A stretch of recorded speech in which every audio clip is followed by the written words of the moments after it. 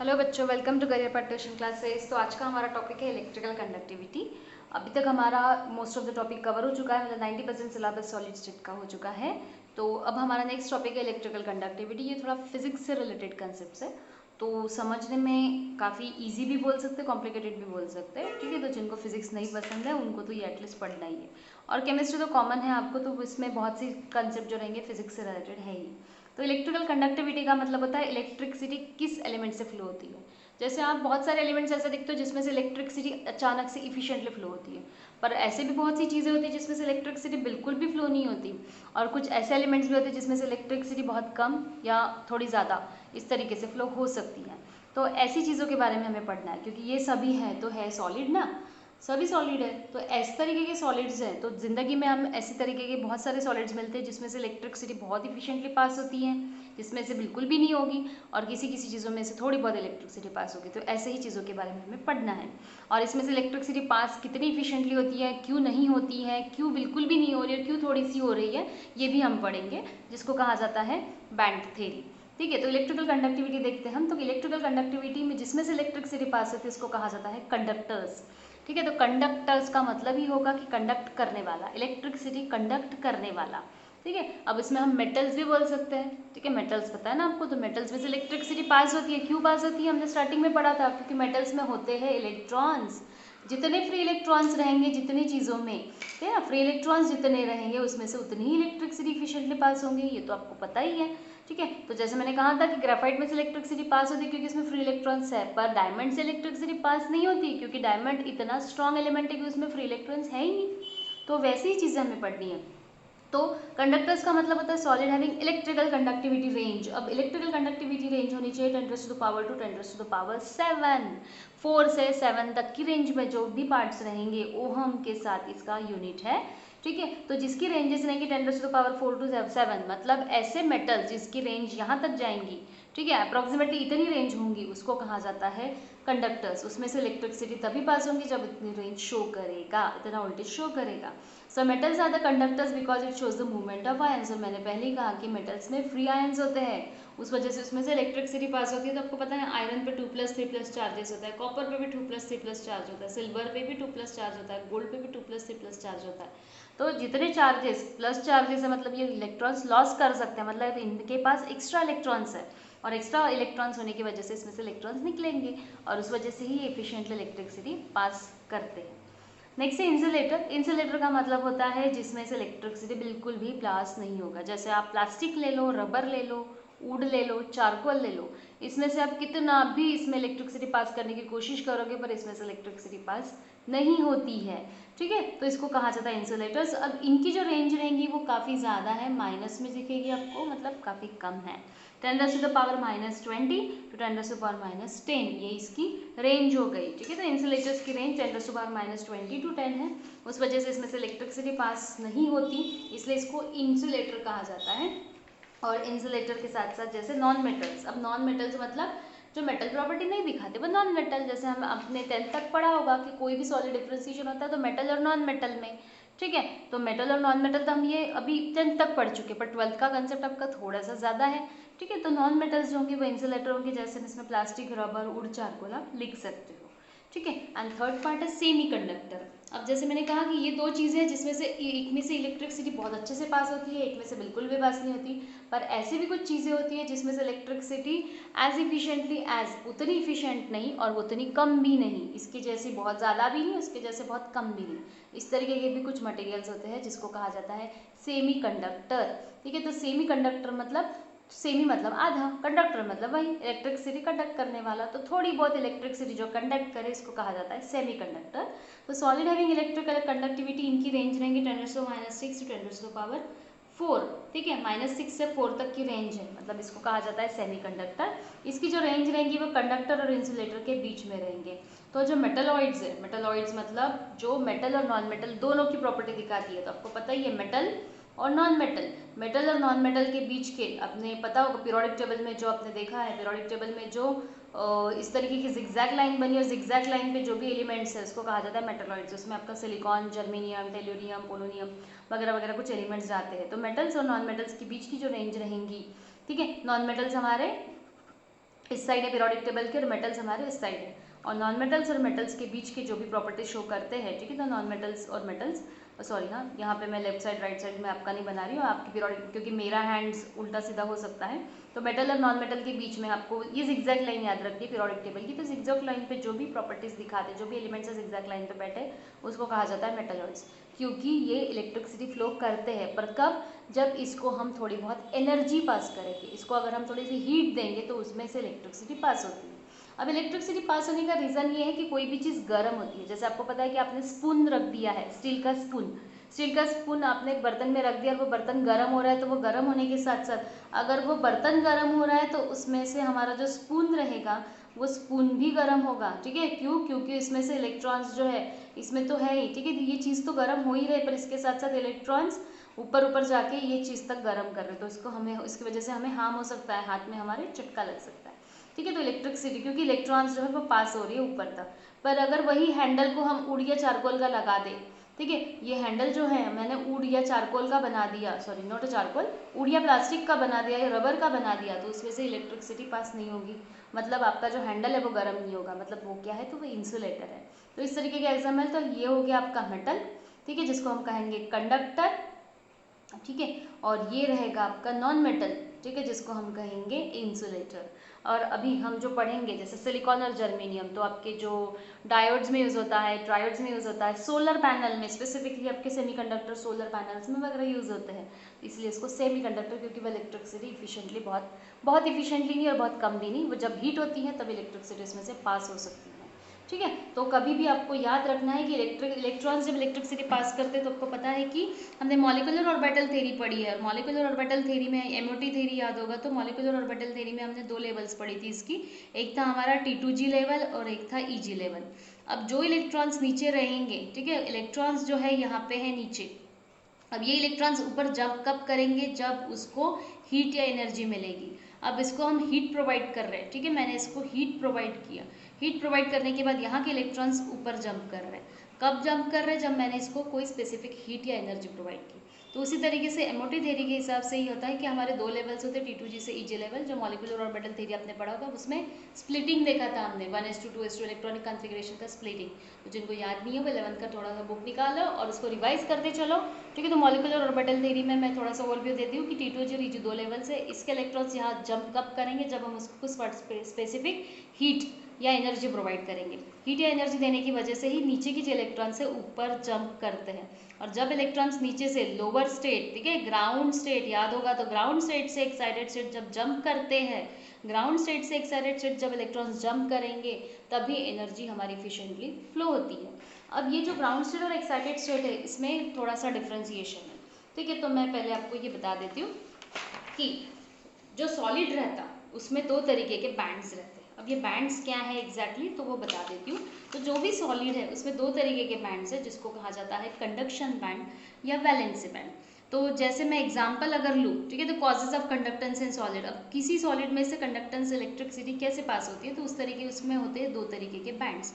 अब ये बैंड्स किस तरीके का है, तो मैं एग्जाम्पल देती हूँ आपको सिलिकॉन का, ठीक है। सिलिकॉन का कॉन्फ़िगरेशन आपको पता है कि 1s2 एटॉमिक नंबर 14, तो उसका इलेक्ट्रॉनिक कॉन्फ़िगरेशन है 1s2 2s2 2p6 3s2 3p2, और डी शेल भी लिख लेते हैं हम, पर 3d 0 हो गया ना, 10 2 12 और 2 14, तो इस तरीके से 14 एटम्स है, और 3d लेवल भी इसके पास है, डी लेवल है, तो डी लेवल हम लिखते हैं।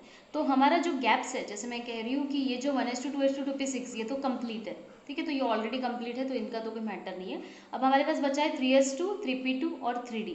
तो 3s2 3p2, 3s2 में मतलब हमारे दो इलेक्ट्रॉन्स हैं, ठीक है, इस पे दो इलेक्ट्रॉन्स हैं, 3p2 में भी हमारे दो इलेक्ट्रॉन्स हैं, पर हमारा 3d लेवल जो है वो खाली है, 3d लेवल खाली है, इसलिए इसकी गैप जो रहेगी वो ज़्यादा, मतलब ये ऊपर है। अब मैं कंसिडर कर लूँ कि मैंने भारी चीज़ ली है, तो भारी चीज़ नीचे रहेंगी, ठीक है, भारी चीज़ नीचे रहेंगी, और जो हल्की चीज़ है वो ऊपर जाएगी। तो ये जो है वो हेवी चीज़ है, हेवी होने की वजह से ये नीचे जाएगा, this is heavy and this is light, ठीक है, हेवी और लाइट।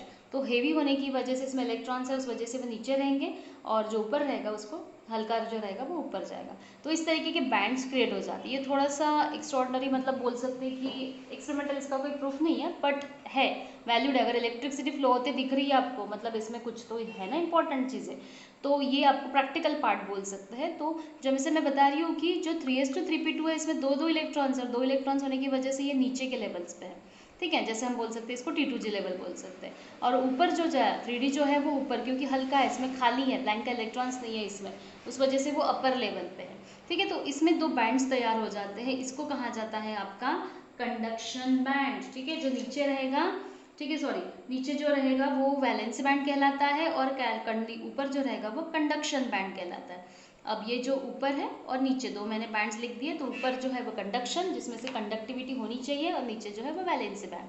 अब वैलेंसी बैंड और कंडक्शन बैंड के बीच में डिफ्रेंसिएशन रहता, वो मैं आगे बताती हूँ। पहले आप इतना समझ लीजिए कि जो कंडक्टेंस सॉलिड जो भी रहेगा जिसमें से इलेक्ट्रिसिटी पास होंगी, वो 2 तरीके के लेवल्स दिखाता है। अब ये मैंने सिलिकॉन का एग्जांपल लिया है क्योंकि ये सेमीकंडक्टर में भी जाएगा, इसीलिए, ठीक है। तो इसमें मैं अगर मेटल्स लूँ तो मेटल्स में से तो इफिशिएंट इलेक्ट्रिसिटी पास होती है, ठीक है। वो एनर्जी गैप के बारे में मैं आगे बताती हूँ। तो मैं अगर इसका कन्फिग्रेशन लिखूँ तो 3s2 3p2 मुझे मिल रहा है, तो 3s2 3p2 में 2 इलेक्ट्रॉन्स हैं, उस वजह से इसका जो लेवल रहेगा वो नीचे रहेगा, वो भारी है उस वजह से नीचे है। वही 3D हमारा होल ब्लैंक है, उस वजह से वो ऊपर जाएगा। और ये जो बैंड्स बन रहे हैं, ठीक है, ऊपर और नीचे जो बैंड्स बन रहे हैं उसको कहा जाता है, एक को कहा जाएगा ऊपर वाले बैंड को कंडक्शन बैंड, नीचे वाले बैंड को कहा जाता है वैलेंसी बैंड, ठीक है। ये होप सो आपको समझ गया होगा। तो कंडक्शन बैंड देखिए कि highest energy band containing electrons in the conduction band. तो कंडक्शन बैंड मतलब इसमें जब इलेक्ट्रॉन्स जाएंगे, जैसे मैंने कहा कि नीचे वैलेंसी बैंड से कंडक्शन बैंड तक यहाँ के इलेक्ट्रॉन्स जब यहाँ जाएंगे, ठीक है, यहाँ से इलेक्ट्रॉन्स जब ऊपर जाएंगे तब इलेक्ट्रिसिटी हमारी फ्लो होना शुरू होती है। जैसे मैंने कहा कि बर्तन में मैंने स्पून रखा है, बर्तन में मैंने स्पून रखा था और बर्तन की फ्लेम बहुत कम है, तो हो सकता है कि आपका स्पून जो है वह गर्म ना हो। क्यों? क्योंकि बर्तन में जो नीचे जो गैस लगी है वो बहुत कम है, ठीक है। सिर्फ बर्तन गर्म हो रहा है, वो स्पून गर्म नहीं हो रहा है। पर अगर मैंने फ्लेम बहुत बढ़ा दी, ठीक है, फ्लेम बहुत बढ़ा दी मैंने, तो फ्लेम बढ़ाने की वजह से जो आपका स्पून रहेगा वो भी गर्म होगा। उसका मतलब क्या है कि इलेक्ट्रॉन्स यहाँ से यहाँ तक फ्लो हो रहा है, ठीक है। तो वैलेंस बैंड और कंडक्शन बैंड में जितना ज़्यादा कम डिफरेंस है, ठीक है, जितनी ज़्यादा कम डिफरेंस रहेंगे, कम जोन रहेगा, उतने इलेक्ट्रॉन्स फास्टली ऊपर जाएंगे कंडक्शन बैंड तक, ठीक है। तो जितनी लेवल कम उतने वो जल्दी ऊपर पहुँचेंगे, और जितने जल्दी ऊपर पहुँचेंगे इलेक्ट्रिसिटी उतनी इफिशिएंटली पास होंगी। तो कंडक्शन बैंड में क्या होता है कि highest energy band containing electrons in the conduction band, electrons in the conduction band are mobile and delocalise. तो कंडक्शन बैंड में जो इलेक्ट्रॉन्स रहेंगे वो डिलोकलाइज मतलब घूमते रहेंगे, और उस वजह से वो इलेक्ट्रिसिटी पास करती है। अब इलेक्ट्रिकल पोटेंशियल अप्लाई, अब जब हम इलेक्ट्रिकल पोटेंशियल अप्लाई करेंगे तो इलेक्ट्रॉन्स इसमें है, इलेक्ट्रॉन्स है, फ्री इलेक्ट्रॉन्स है, मतलब इलेक्ट्रिसिटी पास होने की कैपेसिटी रखते हैं। आगे मैं इसको डायग्रामेटिकली बताती हूँ। अब तो सिर्फ थ्योरी है, तो थ्योरी मैंने आपको और भी लिखने के लिए, मतलब आपको एग्जाम पॉइंट ऑफ व्यू पे लिखा दी है, ठीक है। कंडक्शन बैंड होप सो आपको समझ गया होगा। ऊपर जो बैंड रहेगा उसको कंडक्शन बैंड कहा जाता है, और इसमें इलेक्ट्रॉन्स फ्री रहता है, डिलोकलाइज रहते हैं, उस वजह से इसमें से कैपेसिटी रहती है इलेक्ट्रिक पोटेंशियल फ्लो होने की। नेक्स्ट वाला जो लो बैंड मैंने कहा कि वैलेंस बैंड, वैलेंस बैंड जो रहेगा वो नीचे रहेगा, ठीक है, वैलेंस बैंड नीचे रहेगा मतलब लोअर एनर्जी, ठीक है। This is a lower energy band, इसको वैलेंस बैंड कहा जाता है। ये हायर एनर्जी है इसलिए इसको कंडक्शन बैंड कहा जाएगा, ठीक है। ऊपर जो रहेगा इसलिए इसको कंडक्शन बैंड, नीचे जो रहेगा इसलिए इसको वैलेंस बैंड। अब the band having a lower energy, ठीक है, जिसकी एनर्जी कम रहेंगी इसको कंडक्शन बैंड, अब हाँ, कंडक्शन बैंड से जिसकी एनर्जी कम रहेंगी उसको वैलेंस बैंड कहा जाता है। Electrons in valence band are not free to move, they are tightly bound to the nuclear. और इसमें जो इलेक्ट्रॉन्स रहेंगे वो न्यूक्लियर के साथ बाइंड अप रहते हैं, ठीक है। मैंने कहा ना इलेक्ट्रॉन्स बाइंड अप है, कब छूटेंगे वो, यहाँ से ऊपर कब जाने की कोशिश करेंगे, जब इनको एनर्जी दे रहे, ठीक है। जब हम इनको एनर्जी देंगे तभी यहाँ के इलेक्ट्रॉन्स ऊपर जाएंगे ना। अगर आपने कुछ खाया पिया ही नहीं तो आप 5 मंजिलें चढ़ सकते हो क्या? नहीं, ऑफकोर्स नॉट।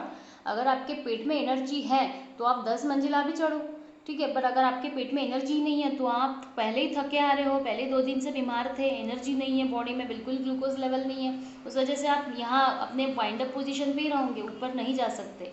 आप ऊपर कब जाओगे? जब आपकी बॉडी में एनर्जी आएंगे। अगर किसी ने एनर्जी प्रोवाइड की, ग्लूकोज दिया, पाउडर दिया, कुछ दिया खाने के लिए, तो ही आप में एनर्जी आएंगी और आप लोअर लेयर से नीचे हायर लेवल तक जा सकते हो।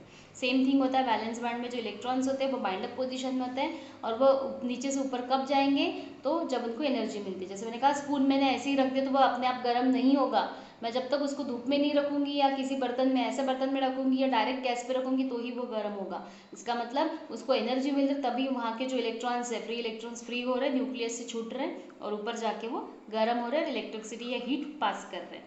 तो ये हो गया हमारा कंडक्शन बैंड और वैलेंस बैंड। नेक्स्ट है बैंड गैप। जैसे मैंने कहा कि दो चीज़ें होती है, नीचे फिर से वही पार्ट है, ठीक है, मैडम बार बार वही पढ़ा रहे हैं पर वही पढ़ना है हमें, वैलेंस बैंड और कंडक्शन बैंड, ठीक है। तो वैलेंस बैंड और कंडक्शन बैंड के बीच में गैप रहती है और ये जो गैप रहती है इसको कहा जाता है बैंड गैप। अब ये गैप होती है, ठीक है, मेटल्स में बिल्कुल भी नहीं होती, उस वजह से इफिशिएंटली, मेटल्स में इफिशिएंटली इलेक्ट्रिसिटी पास होती है, सेमीकंडक्टर में थोड़ी बहुत होती है और इंसुलेटर में तो बहुत ज़्यादा होती है।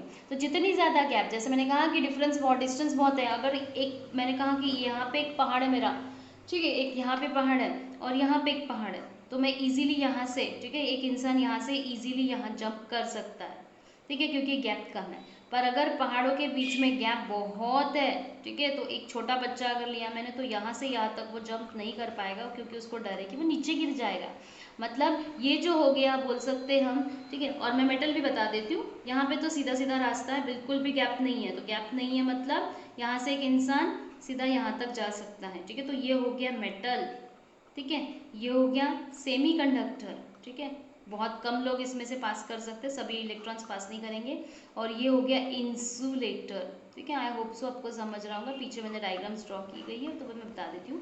मेटल्स मतलब बिल्कुल भी गैप नहीं रहेंगी, बॉन्ड गैप नहीं रहेंगे इनमें, इनमें गैप ही नहीं है, गैप नहीं है, उस वजह से इलेक्ट्रॉन डायरेक्टली पास हो सकते हैं। इलेक्ट्रॉन जितने डायरेक्टली पास होंगे उतना इलेक्ट्रिसिटी इफिशिएंटली पास होगा, जिसको कहा जाता है कंडक्टर।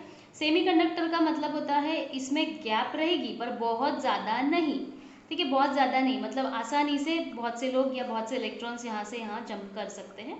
और इंसुलेटर में तो गैप इतनी है कि इलेक्ट्रॉन्स यहाँ से यहाँ तक जा ही नहीं सकते, इलेक्ट्रॉन्स यहाँ से यहाँ नहीं जा सकेंगे तो इलेक्ट्रिसिटी भी पास नहीं हो सकेंगे। ये हो गया आपका बैंड थ्योरी।